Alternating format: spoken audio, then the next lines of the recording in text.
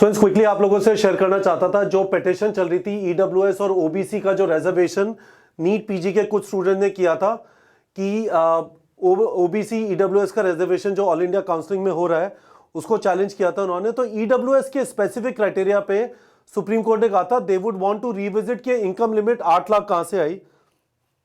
आज solicitor general जो तुषार मेहता है उन्होंने गवर्नमेंट को इन्फॉर्म किया है कि हम 4 हफ्ते वेट करना चाहेंगे।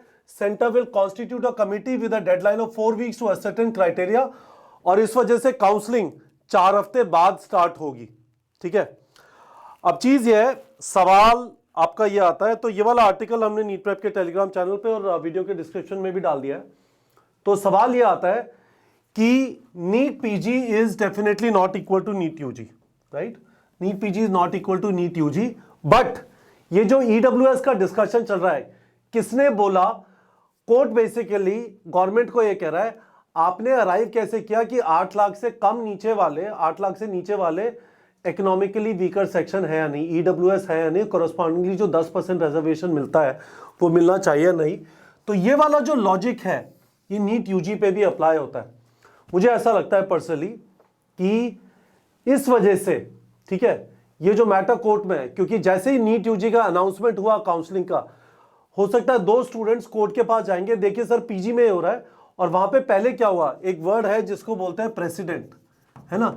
यदि कोर्ट कहेगा हाँ भाई नीट पीजी में मैटर है तो नीट यूजी में भी है, तो ऐसा हो सकता है इसकी वजह से एमसीसी ये प्रोसेस स्टार्ट नहीं कर रहा। ये बॉल अब एनटीए के कोर्ट में नहीं है, मेडिकल काउंसलिंग कमेटी एमसीसी के कोर्ट में है। तो शायद इस वजह से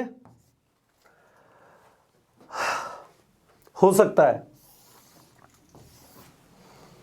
कि आप जो बहुत टाइम से इंतजार कर रहे थे, सुपर डिले चल रहा है, 25 नवंबर पे बैठे 4 हफ्ते, इसका मतलब यह है कि ऐसा हो सकता है कि आपकी काउंसलिंग 2022 में स्टार्ट हो। ठीक है, अब मैं आपसे यह रिक्वेस्ट करना चाहता हूं, प्लीज हाइपर मत होइए, जो है सो है, आपके हाथ में नहीं है, परेशान मत होइए।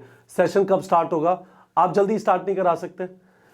ऐसा हो सकता है यूजी के लिए कोई और क्राइटेरिया बन जाए और आप लोग की जल्दी चालू हो जाए, परेशान मत होइए। मैं आपको क्विकली अपडेट कर देना चाहता था। मैं ये जरूर कहना चाहता था, खासकर वो बच्चे जो ड्रॉप या पार्शियल ड्रॉप, ठीक है, आपको स्पेसिफिकली यदि आप, मैंने आपको बताया था, यदि आपका गारंटीड सिलेक्शन है, ठीक है, आराम से एंजॉय करिए, क्योंकि जब आप डॉक्टर बन जाएंगे तो अगले 30 साल आपको एंजॉय करने का नहीं मिलेगा, बस पढ़ना और प्रैक्टिस ही चलती रहेगी। यदि आपका बॉर्डर लाइन केस है, ठीक है, काउंसलिंग करानी है और साथ में पढ़ाई चालू करनी है।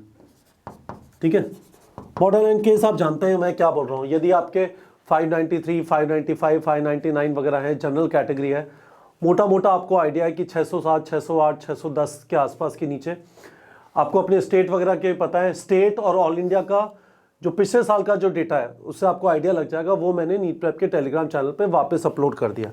ठीक है, और यदि आपको पता है नो चांस है, हो सकता है कोई बात नहीं, तो फिर तो आपको काउंसलिंग भी नहीं करानी है, तैयारी करनी है।